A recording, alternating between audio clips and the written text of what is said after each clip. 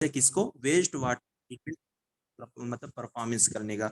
The plant is said to be efficiency, कहते हैं कि जो प्लांट को अगर कहा गया कि वो बहुत ज्यादा इफिशियंस होगा तो आपका बायोलॉजिकल ऑक्सीजन डिमांड क्या होगा, यानी जिसको हम डिजोल्व ऑक्सीजन बोलते हैं ना, वो इंक्रीज होगा या डिक्रीज होगा या रिमेन्स अनचेंज होगा या increase for the first 36 hours होगा, क्या हो सकता है? डिक्रीज होगा ना। हाँ बिल्कुल है, क्योंकि यहाँ पर जैसे हमने पहले भी बताया था कि पानी के अंदर जो हमारा डिजोल्व ऑक्सीजन होता है, क्योंकि जो प्लांट वगैरह होते हैं और जो छोटे छोटे हमारे माइक्रो ऑर्गेनिज्म वगैरह होते हैं वो उसी ऑक्सीजन को चूसते हैं, यानी उसी ऑक्सीजन को वो लेते हैं, तो इसी वजह से इनकी ग्रोथ होती है ना। जैसे पानी के अंदर जो पेड़ वगैरह होते हैं, मतलब जो पॉल्यूटेड पेड़ वगैरह होते हैं, वो जितने गंदे होते हैं उतनी ही ज्यादा उनके अंदर मतलब ग्रोथ होती है। और जैसे हम नहीं कहते गंदगी को गंदगी ही काटती है ना, जैसे हम लोगों के यहाँ मतलब देहातों वगैरह में ये सारी चीजें मतलब बहुत ज्यादा राइज है, जबकि हम मानते नहीं है इसको। मतलब जिनको ये मतलब ऐसी बीमारी होती है, खारिश वगैरह की बीमारी होती है, तो लोग कहते हैं कि गंदे पानी में जाकर नहा लो, गंदगी को गंदा ही काटता है, फिर दवा वगैरह आपको करने का कोई ऐसा मतलब वो नहीं होगा, आपकी खारिश जो होगी, इसको हम लोग खजूरी बोलते हैं, वो सही हो जाएगी। तो वही मैं कहता हूँ कि जैसे आप जितना गंदा पानी देखेंगे उसके अंदर जो मतलब पॉल्यूटेड पेड़ होते हैं या फिर जो काई वगैरह होती है उतनी ही ज्यादा ग्रो करती है। तो वही कह रहे हैं कि the plant is said to be efficiency, यानी अगर प्लांट को मजबूती मिलेगी वो बहुत अच्छा होगा। इसका मतलब क्या है कि आपका जो डिजोल्व ऑक्सीजन है पानी के अंदर बिल्कुल खत्म हो गया, डिक्रीज हो गया, इसी वजह से इन सारी चीजों को बिल्कुल ग्रोथ मिल रही है, ये बढ़ रहे हैं। मैंने पहले भी कहा था कि अगर आपका डिजोल्व ऑक्सीजन इंक्रीज होगा तो इसका मतलब क्या है कि आपका जो पानी है वो साफ है, यानी पानी के अंदर कोई बैक्टीरिया नहीं है, वो आपका पानी साफ है, पीने के लायक है। लेकिन अगर आपके पानी में जो डिजोल्व ऑक्सीजन अगर वो डिक्रीज होगा, इसका मतलब जान लीजिए आपके पानी के अंदर बैक्टीरिया, आप बीमारी के करीब है, आप उसका यूज नहीं कर सकते, यानी आपका पानी बहुत ज्यादा पॉल्यूटेड है। तो वही ये क्वेश्चन में कहना चाह रहे हैं। तो ये क्वेश्चन समझ में आया आप लोगों को?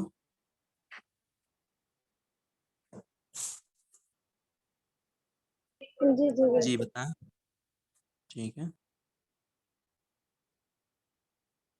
क्वेश्चन नंबर 154, अब मतलब ये देखिए, मतलब आदम अलैहिस्सलाम के जमाने के ये क्वेश्चन लेकर आए हैं। ओवर द पास्ट मतलब 100 years the estimate raise of the global sea level is by the 10 to 25, मतलब हम कह सकते हैं कि ये है सेंटीमीटर, पता नहीं क्या है, CMS कुछ इसकी इस्तेलाह में कुछ होगा, हमें नहीं मालूम। और more this is attributed to which of the following, मतलब ओवर द पास्ट 100 years, मतलब पास्ट के 100 years को ये पूछ रहे हैं कि ग्लोबल सी लेवल जो है मतलब अगर वो उठ रहा था बाई द 10 to 25, तो मतलब वो किस वजह से हो रहा था ये पूछ रहे हैं। Thermal concentration of ocean water, melting melting of glaciers and small ice cap, thinning of the Greenland ice sheet, change in the terrestrial water storage.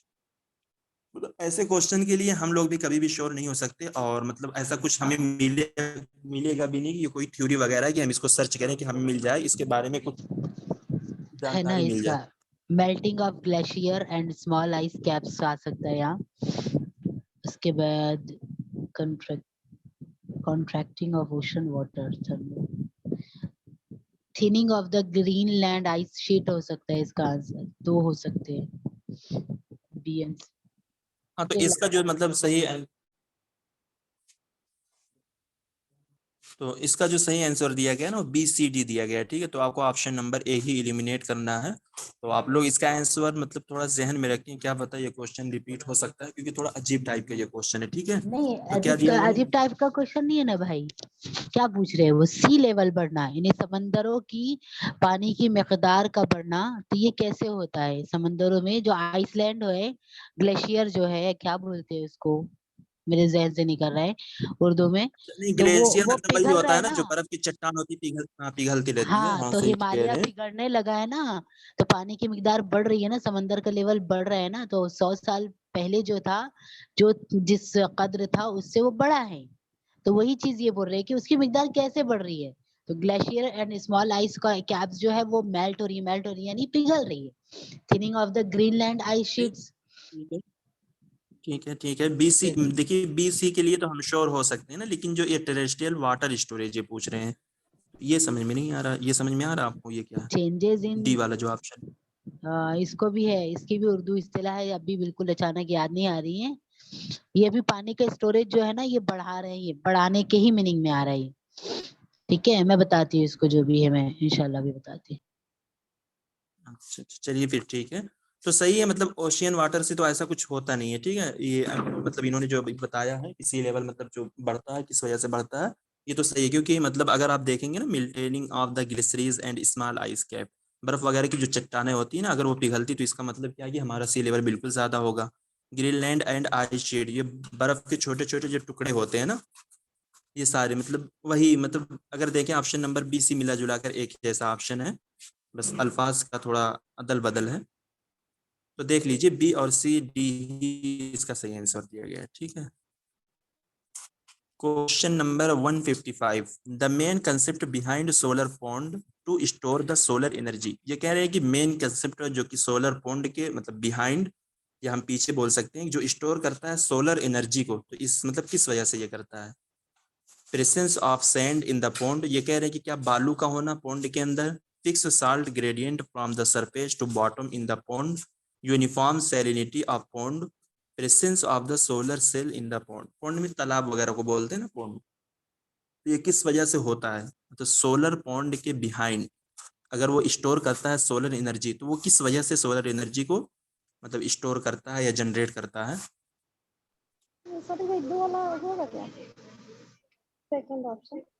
हाँ मतलब हम्माद भाई की जो ट्रिक है, उन्होंने कहा कि जो सबसे बड़ा होता है उसी को लगा दीजिए, मतलब सही हो जाता है। और हमें पढ़ने से भी ऐसा लगता है कि यही होगा ना, मतलब ऑप्शन नंबर 2 ही होगा।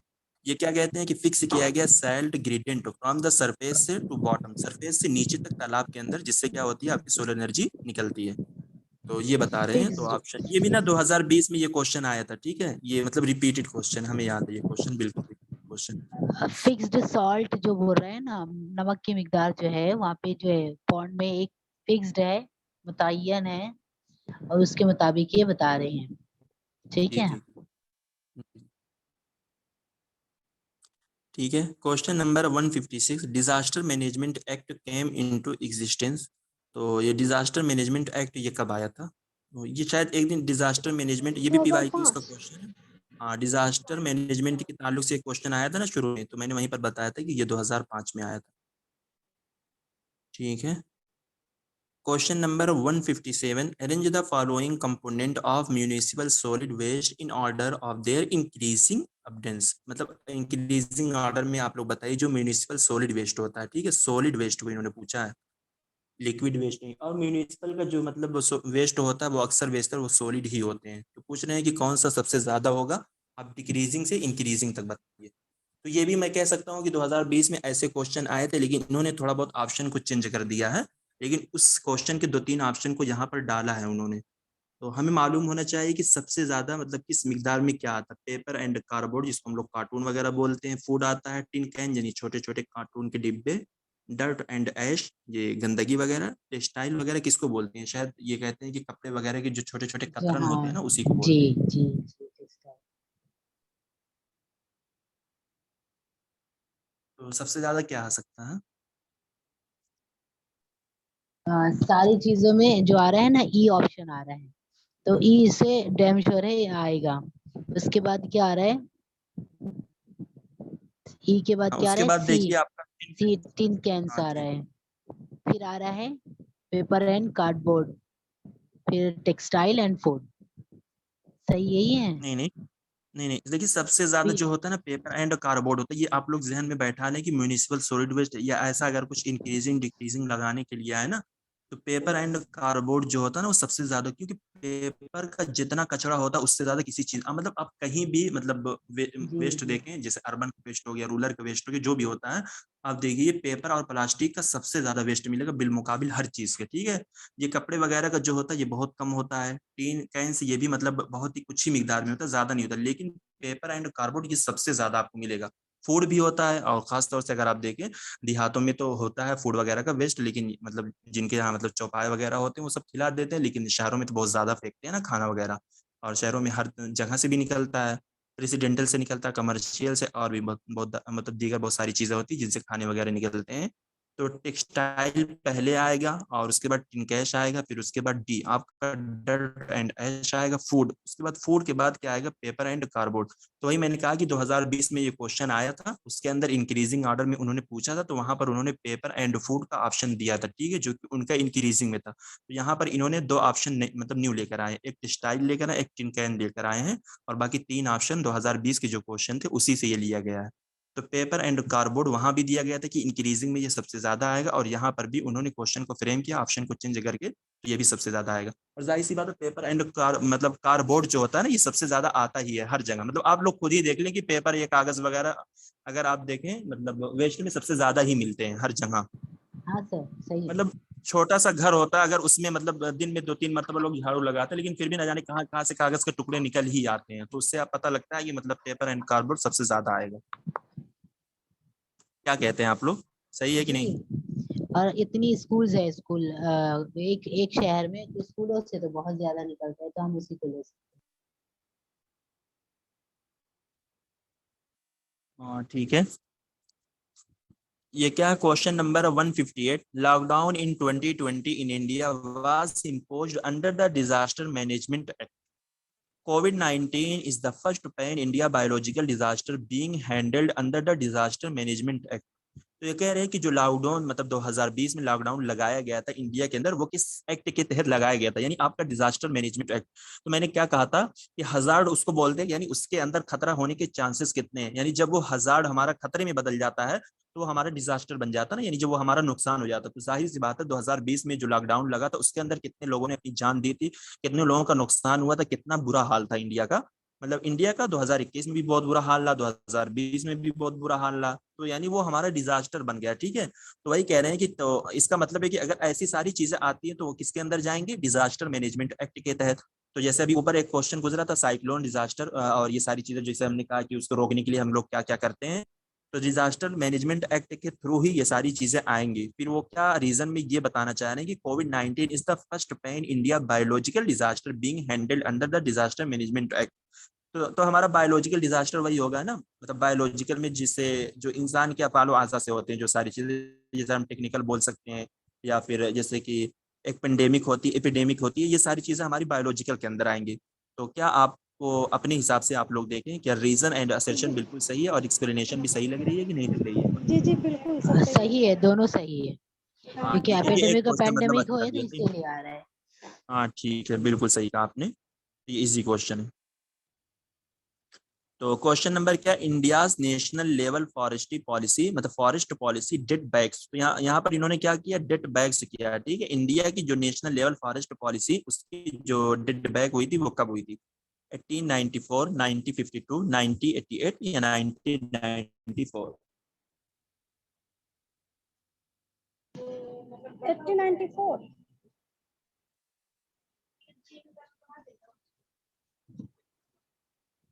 फर्स्ट ऑप्शन ये नेशनल लेवल मतलब ये नेशनल लेवल इन्होंने पूछा है ना, India's national level forest policy. 1894 first option. हाँ ठीक है, इसका जो सही आंसर है ऑप्शन नंबर 1 इन्होंने दिया। तो इसकी तारीख आप लोग जहन में रखें क्योंकि इसमें हम कुछ मतलब हम लोग कुछ कह नहीं सकते ना। जी मेरी आवाज जा रही है ना क्लियर आप लोगों को? जी बिल्कुल। ठीक है, question number 160। Which of the following has both positive and negative radio active forcing in the climate. ये कह रहे हैं कि कौन सा फॉलोइंग में से आप बताइए जिसका मतलब positive and negative radio active forcing होती है क्लाइमेट के अंदर, carbon monoxide, nitrogen dioxide, ozone या methane.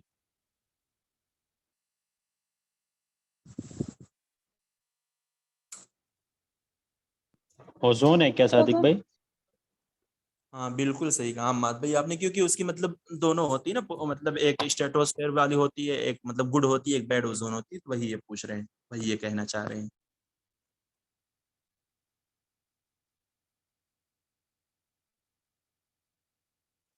Question number 161। The faintest detectable noise by a healthy human ear is of।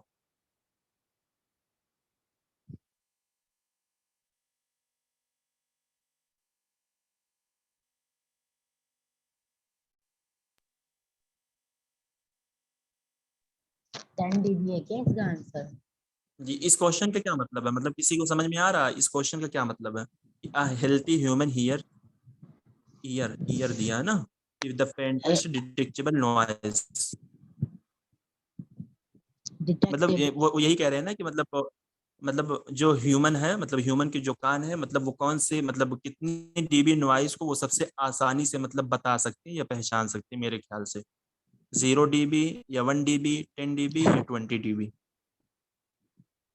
ये बोल रहा है कि सेहतमंद इंसान के कान के जरिए से कितना हाँ ज्यादा वो डिटेक्ट कर सकता है। डिटेक्ट करना यानी क्या बोलना, डायग्नोज करना होता है ना, जैसे डिटेक्ट करना यानी पहचान करना डिटेक्ट करना या मतलब उसको वही निकालना। कि हमें मतलब पता हाँ पता चल जाए ना, डिटेक्ट मतलब पता, डायग्नोसिस हम हाँ उसी के जी, लिए करते हैं ना, डायग्नोज तो जी। वही मैं कह रहा हूँ कि ये एक कह रहे डीबी हैं है कि क्या? अनहेल्थी नहीं, वो मतलब जो सबसे कम होगा, तो हम अगर सबसे कम होगा तो इसका मतलब है कि हम सबसे अच्छा 0 समझेंगे ना उसको, तो इन्होंने 0 dB दिया है।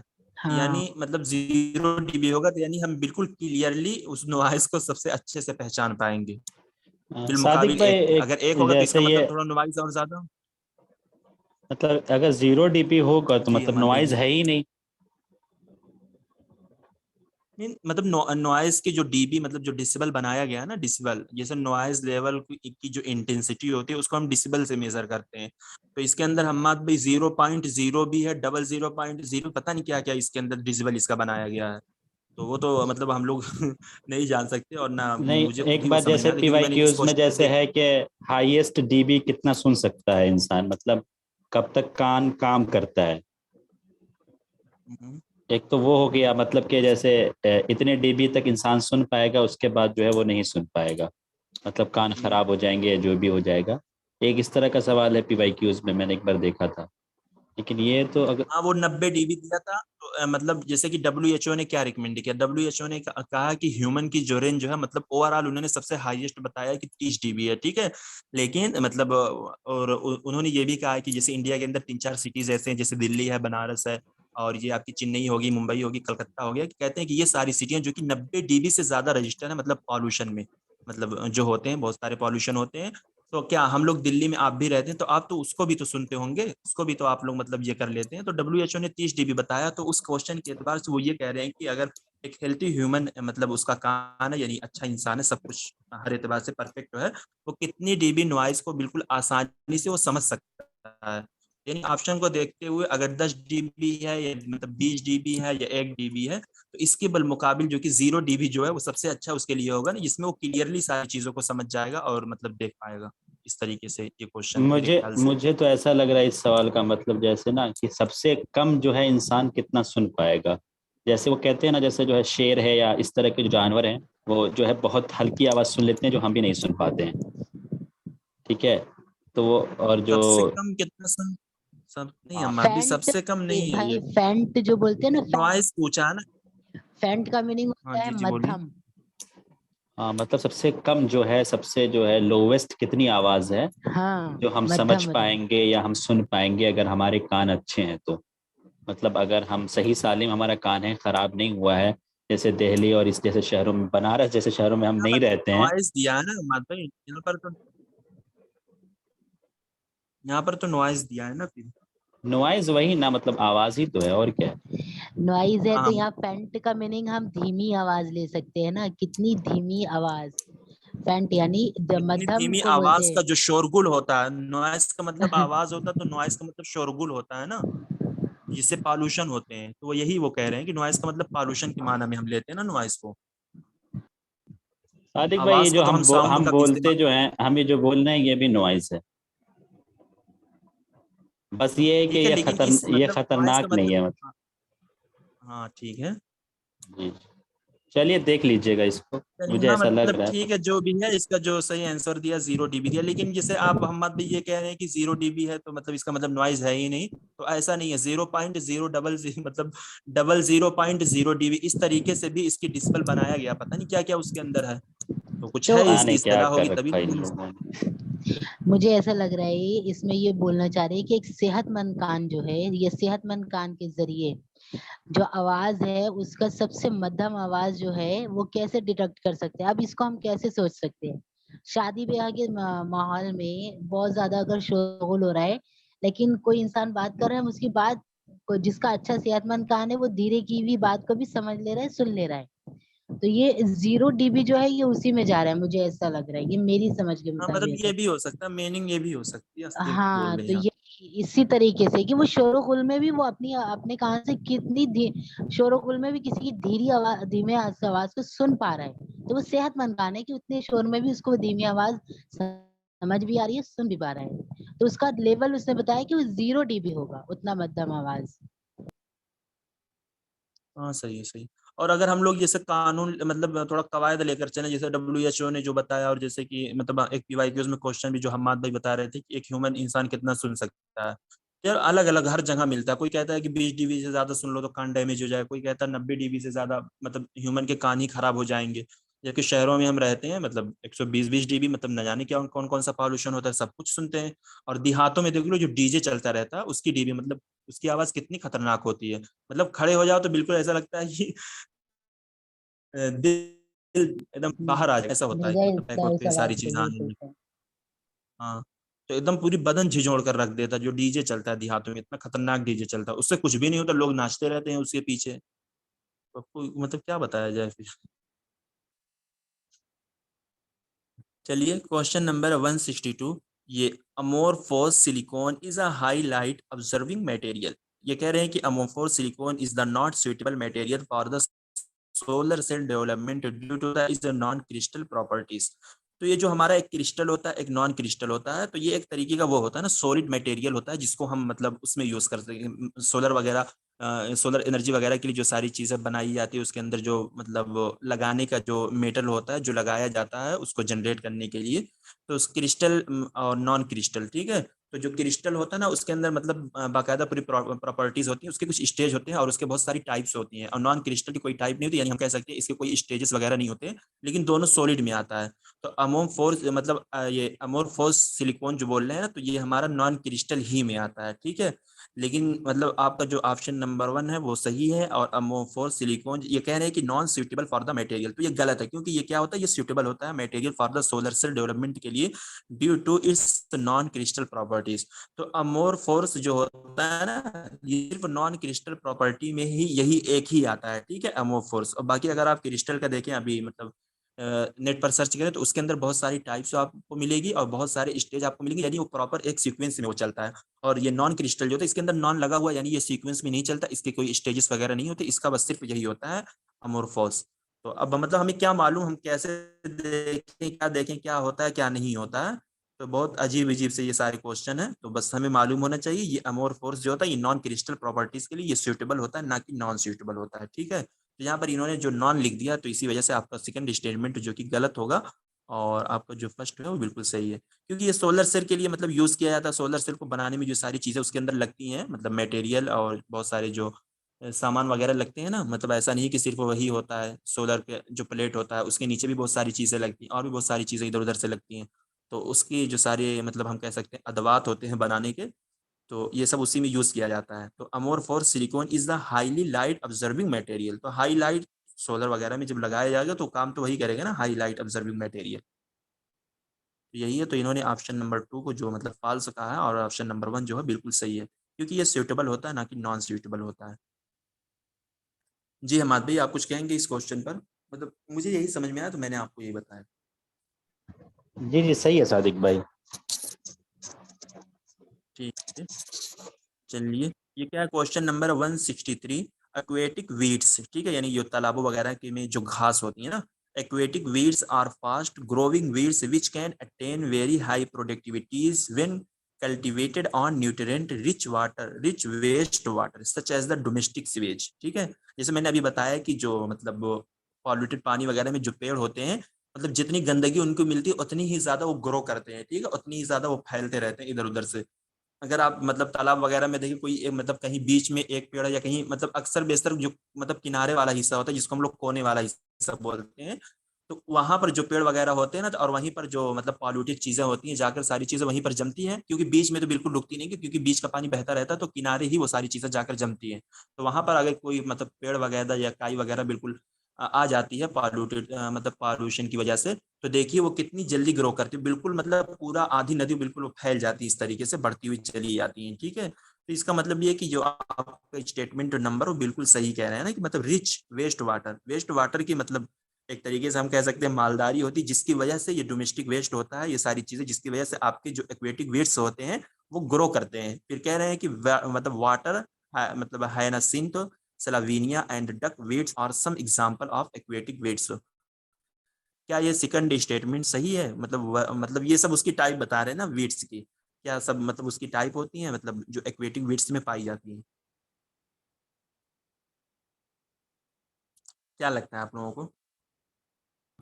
करेक्ट है, 2 नंबर वाला ऑप्शन करेक्ट होगा। बोथ स्टेटमेंट है, वन एंड सेकंड है।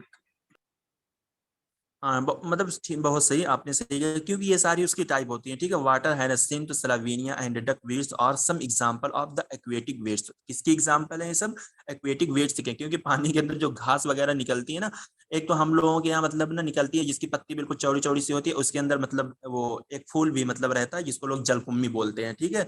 और सम टाइम वो जो फूल होता है ना, ऐसा लगता है कि वो बिल्कुल कमल का फूल है, लेकिन कमल का फूल जो होता है तो हम कह सकते हैं कि वो मतलब लाल टाइप का होगा ना, मतलब वैसा नहीं होता, लेकिन उसका जो कलर होता है बिल्कुल चेंज होता है, मतलब वो इस तरीके से ग्रे कलर का वो फूल होता है।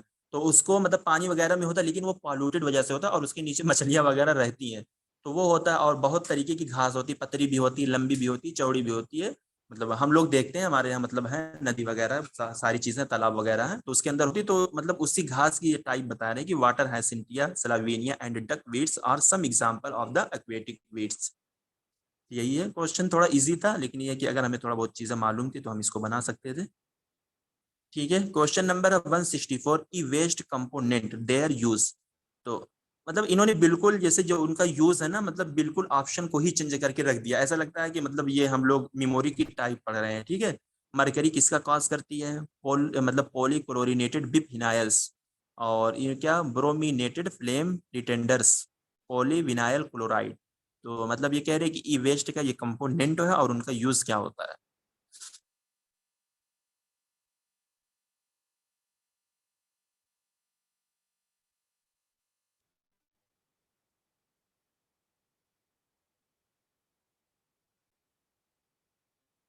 तो ये सब मरकरी को हम लोग, ये जो मरकरी को हम लोग मार्केट क्या, जी चीज जी में यूज जी नीम करते हैं भाई, ना, जी क्या?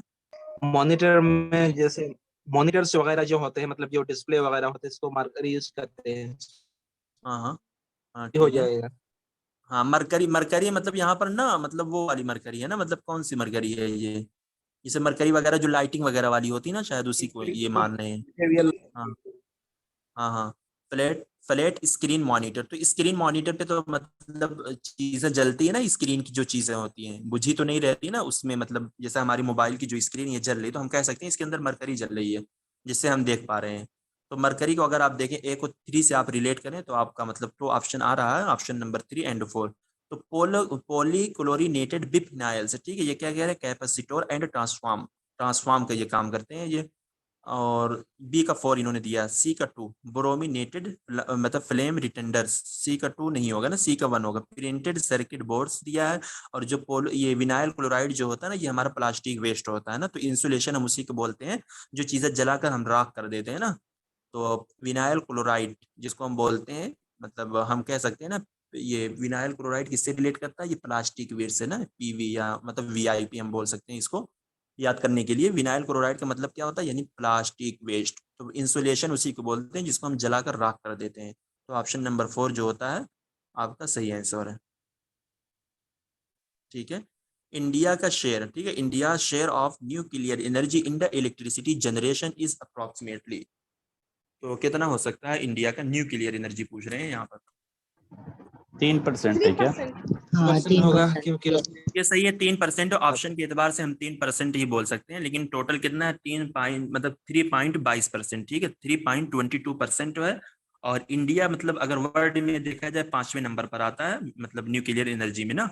और जो हमारा हाइड्रो एनर्जी है इंडिया, उसमें 7वें नंबर पे आता है। और जो न्यूक्लियर एनर्जी में इंडिया 5th लार्जेस्ट सोर्स है एनर्जी का।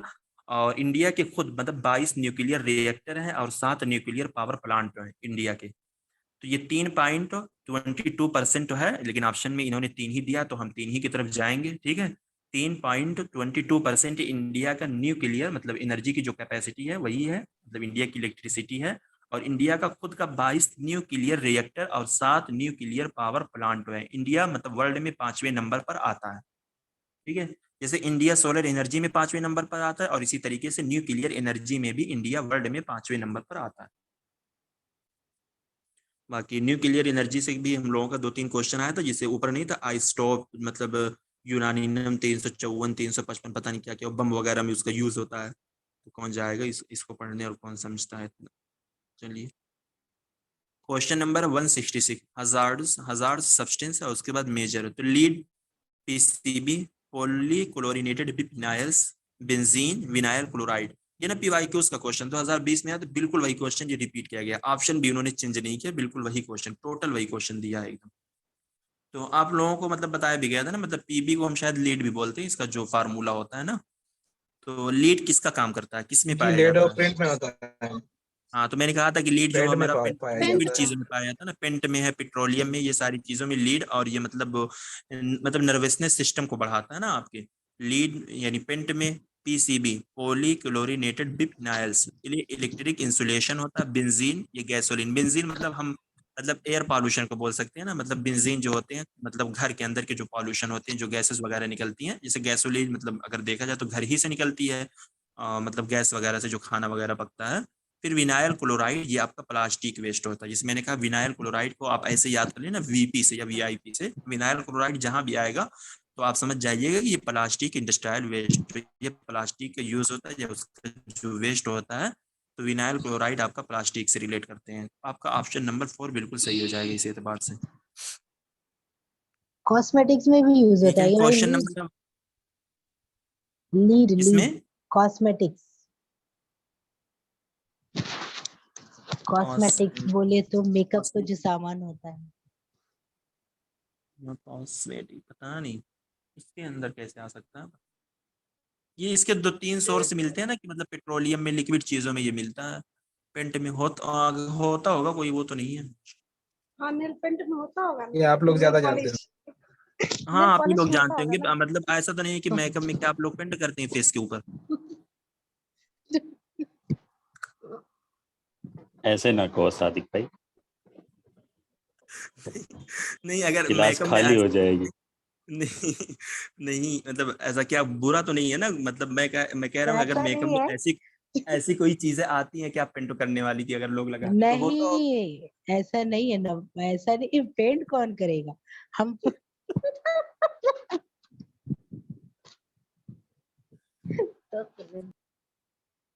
तो फिर सही है, नहीं देखना पड़ेगा कि इसके कुछ सोर्स वगैरह होंगे। मतलब मैंने जो देखा, मुझे जो मिला वो पेंट और ये पेट्रोलियम वगैरह, मुझे दो ही तीन मिले थे इस तरीके से, डीजल है, पेंट है, नेल पेट्रोलियम है। पेंट्स वगैरह में यूज हो सकता हाँ है नेल शायद वो। पॉलिश जो होती है वो पेंट ही हाँ, होता है, नेल तो पेंट, उसी हाँ पेंट से सही बुरा कह रही है, देंगे। ये आप कह रही हैं जो नेल वो नेल पॉलिश पॉलिश जो। होती है ना। पानी का जो नल होता है उसमें भी होता है ना। नहीं, और फिर सादिक भाई एक बात और है, जो नेल पॉलिश लगाते हैं फिर उसका उसको खाते रहते हैं, बाकी सब कुछ महसूस है। Dot dot dot dot dot. Nail हाँ पॉलिश सही, नहीं, हाँ नेल लिपस्टिक पॉलिश। लगाते हैं। हाँ नेल पेंट में हो सकता है, क्योंकि पेंट होता है ना वो एक तरह का। ये तो नील मतलब नील पॉलिश तो मतलब लगाना, मतलब स्क्रूज वगैरह नहीं होता ना, कहते हैं एकदम बिल्कुल हाँ प्लास्टिक चढ़ वो जाती है। इसीलिए, जी कोई जी खाता नहीं है। मुसलमानों में तो बहुत कम ही इसको यूज करते हैं नील पॉलिश को, ये हिंदू वगैरह जी में ज्यादा यूज होती है ये। हम्म। अच्छा भाई, विनाइल ठीक। क्लोराइड ऊपर तो इंसुलेशन था ना।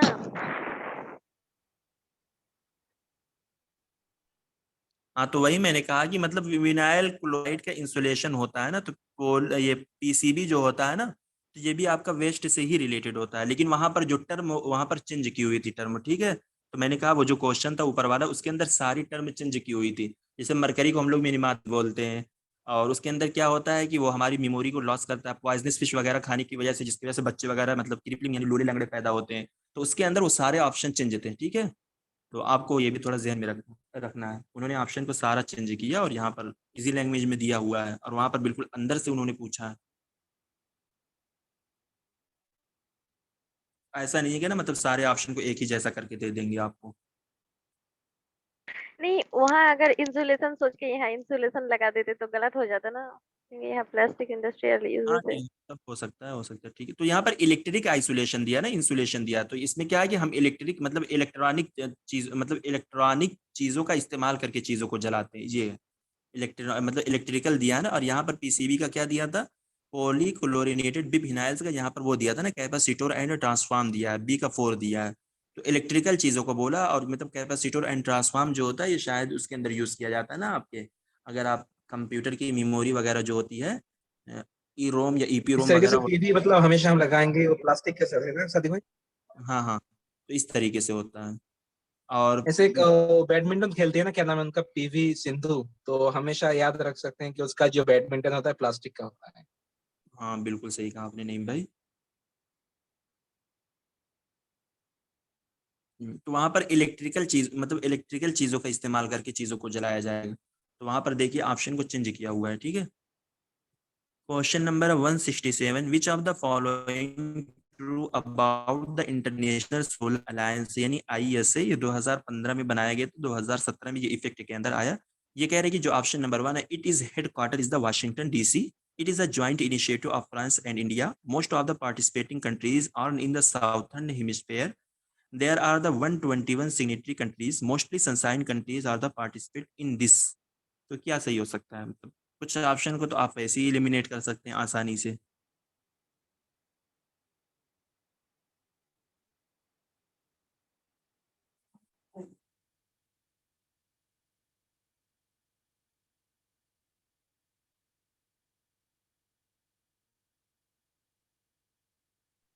बी डी ई हो सकता है क्या, सेकंड ऑप्शन? सी नंबर तो बिल्कुल गलत है।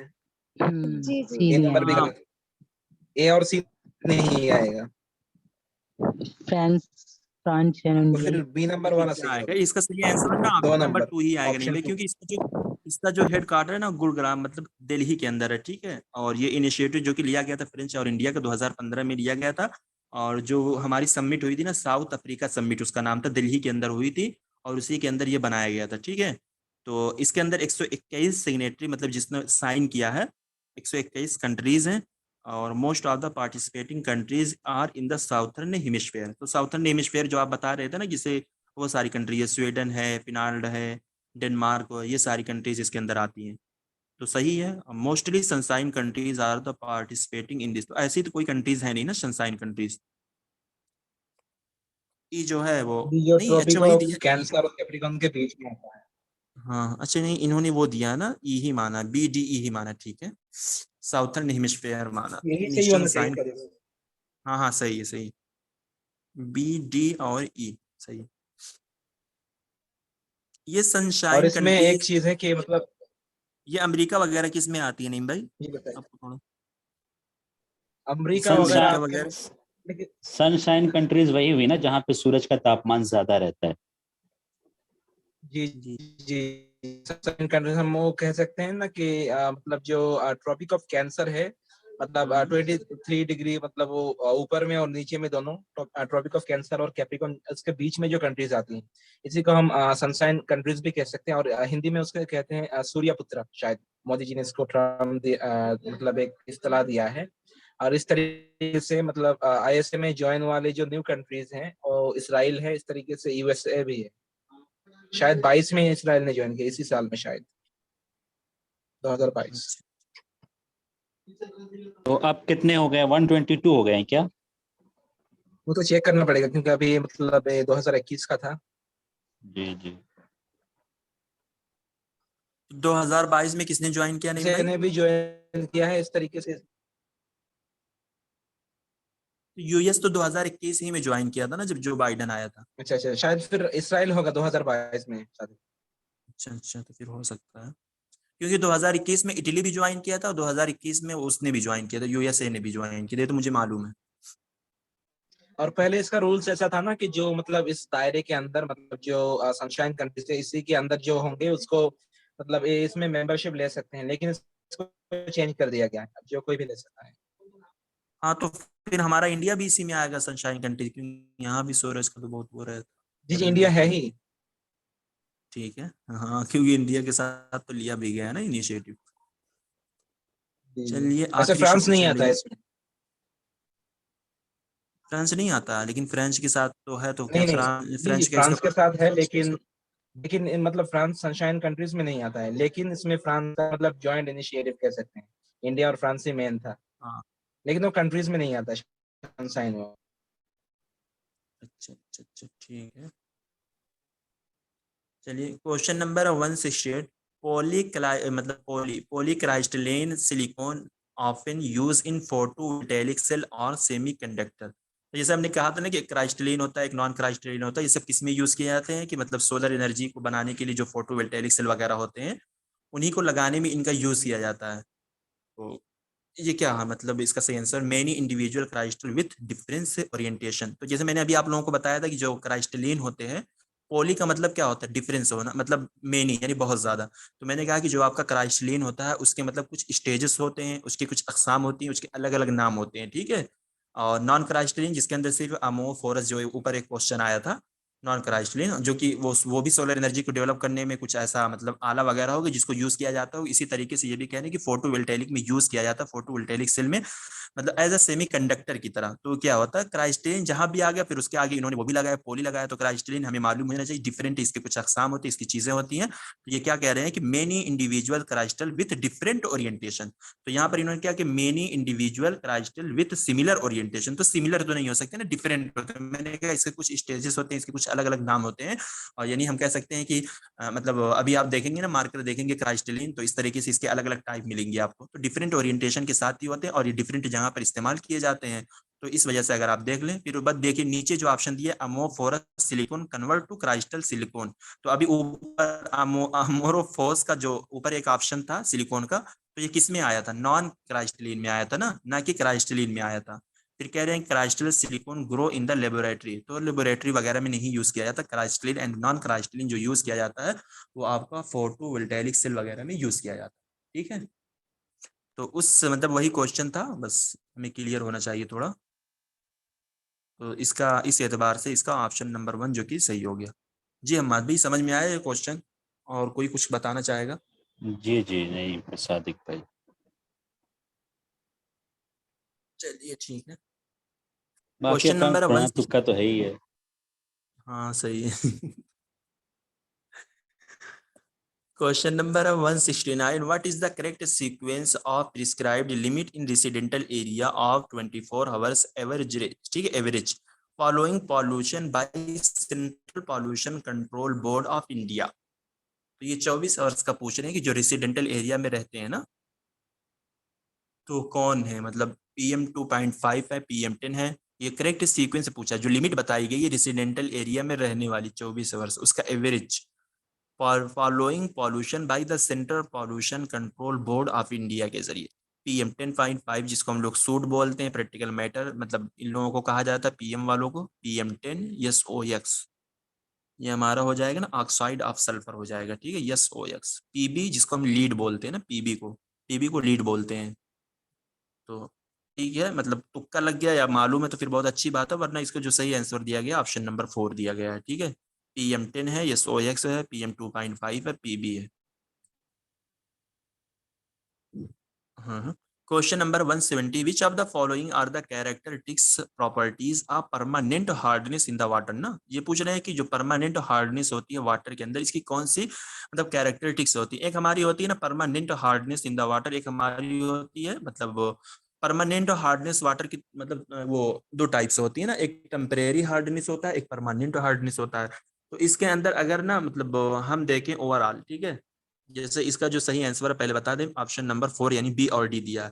तो ये इसके अंदर जो ये सल्फेट ये दिया है, presence of the sulphate of calcium and magnesium, presence of the chloride of calcium and magnesium. तो ये सारी चीजें जो मिलाकर होती है, मुझे लगता है कि ये पानी जो होता है ना वो खारा होता है, ठीक है, यानी साल्ट वाला ये पानी होता है।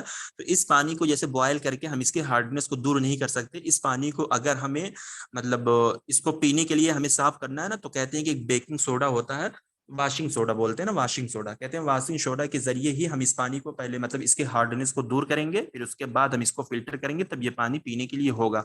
अब लेकिन जो ये सल्फेट कैल्शियम मैग्नीशियम ये सारी चीजें होती हैं, अब ये मतलब हमें भी नहीं मालूम है, और अगर आप लोगों को मालूम है तो फिर बहुत अच्छी बात है, मतलब अभी बताइएगा।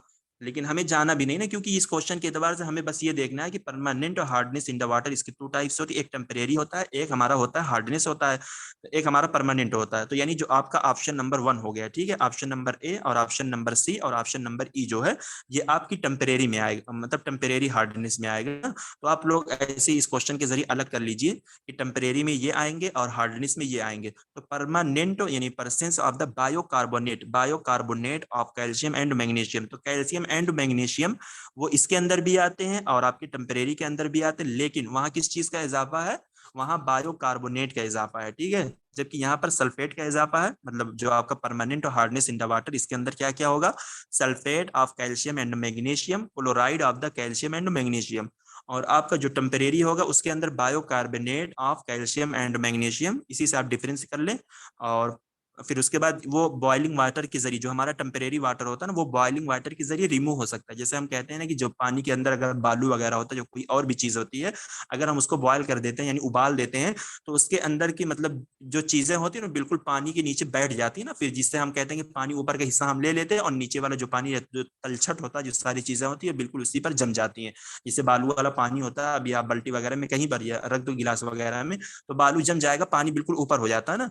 तो वैसे ही ये कह रहे हैं कि जो हमारा टेम्परेरी वाटर होता है यानी उसकी हार्डनेस को हम मतलब किसके जरिए बॉयल कर कर हम उसको हटा सकते हैं और उसको हम पीने के काबिल बना सकते हैं। और सी नंबर जो है ना, कह रहे हैं कि form good लेथर when come in the content with soft. कहते हैं कि जो टेम्परेरी वाटर होता है ये साबुन के साथ अगर आता है तो इस साबुन मतलब झाग ज्यादा फेंकता है। झाग का मतलब जिसको हम लोग गाज बोलते हैं, कि साबुन के साथ अगर इस पानी को हम यूज करेंगे तो उससे मतलब गाज ज्यादा आएगा। और लेकिन हमारा जो हार्डनेस वाला वाटर मतलब होता है, परमानेंट हार्डनेस वाला जो वाटर होता है, अगर हम इस वाटर के साथ हम साबुन का इस्तेमाल करेंगे तो उसके अंदर झाग नहीं आएगी। तो हम लोगों को मैग्नीशियम, कैल्शियम, ये सारी चीजें मतलब नहीं मालूम है, मुझे लगता है अगर आप लोगों को मालूम है तो बताइए। तो बस हमें अगर डिफरेंस याद करना है तो हम ये याद कर सकते हैं कि हमारा जो टेम्परेरी वाला होता है उसके अंदर ये चीजें आती हैं, कार्बोनेट, कैल्शियम एंड मैग्नीशियम, और उस पानी को हम बॉयल करने के जरिए उसके हार्डनेस को रिमूव कर सकते हैं।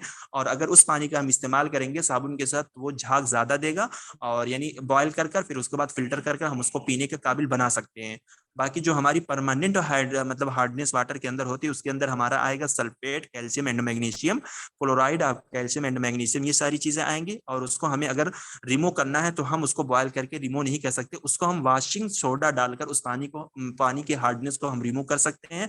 फिर उसके बाद उस पानी को फिल्टर करके हम उसको पीने के काबिल बना सकते हैं।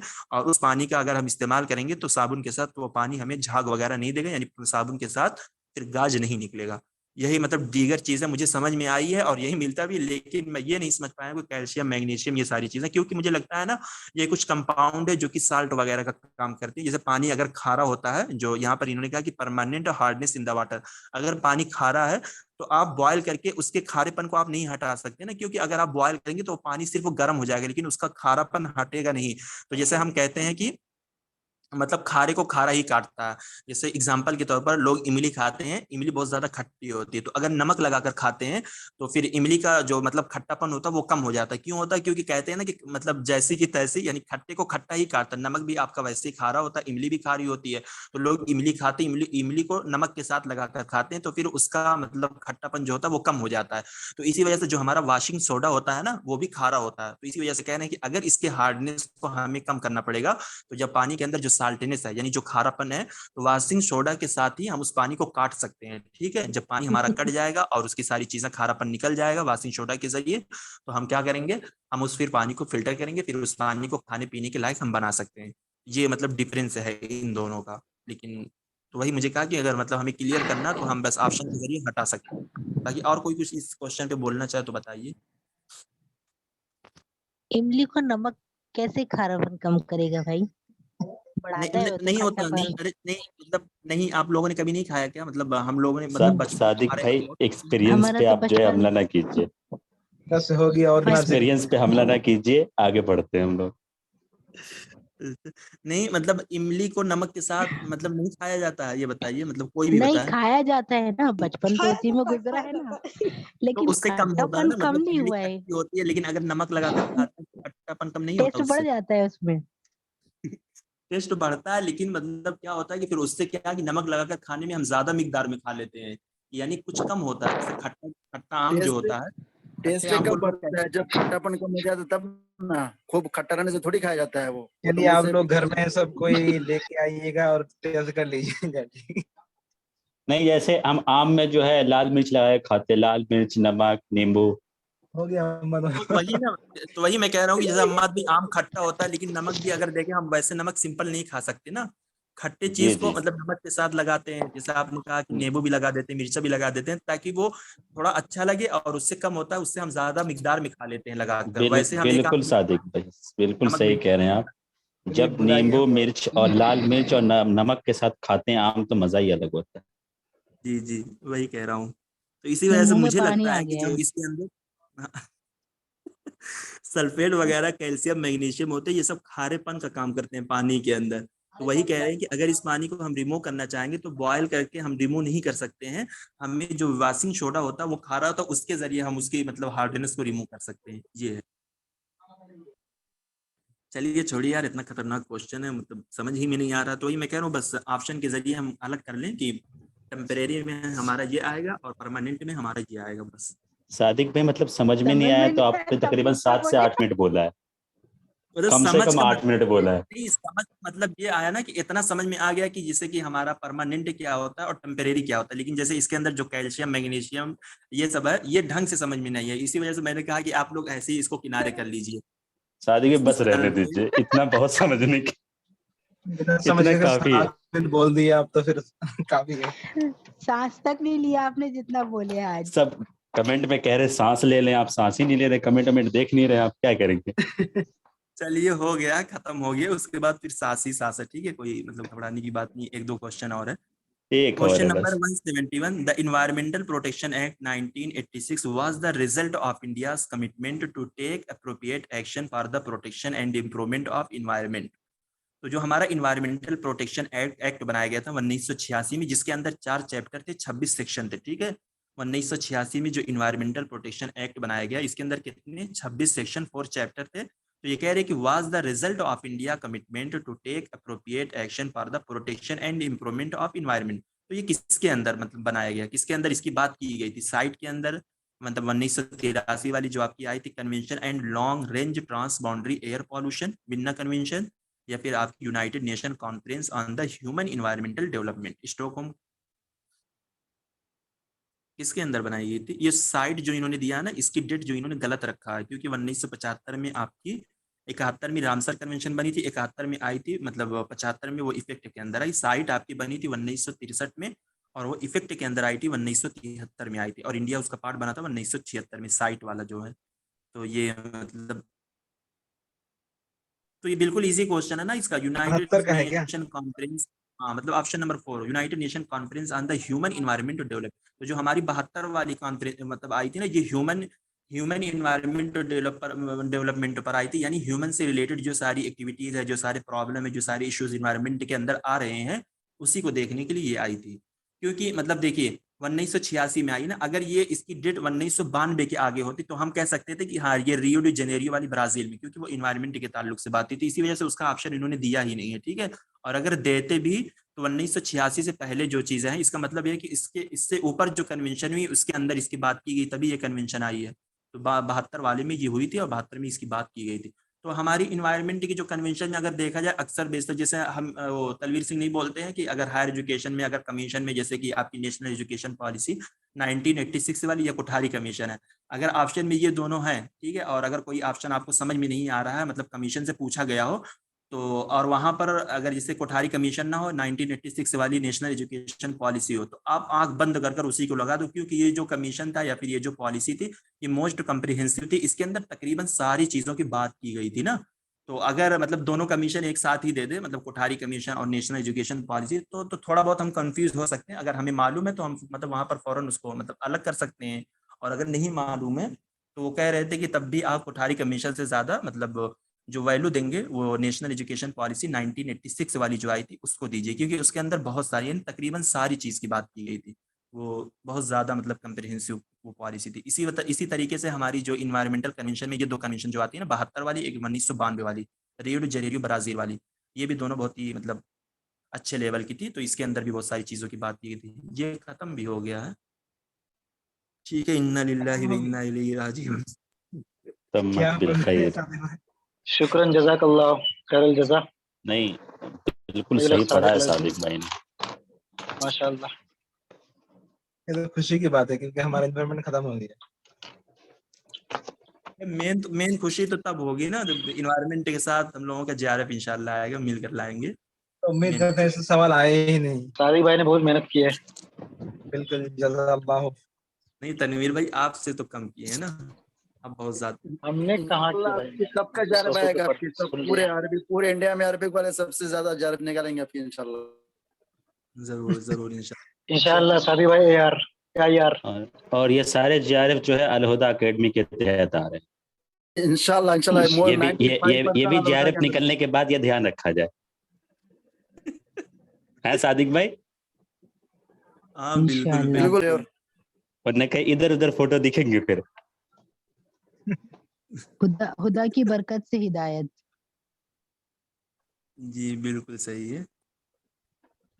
नहीं जरूर होगी, इंशाल्लाह होगा, ऐसा नहीं नहीं होगा, जरूर निकलेगा और सभी लोग निकालेंगे। हमारे हम्माद भाई तो नंबर 1 पे रहेंगे इंशाल्लाह, दिल्ली में नाम करेंगे।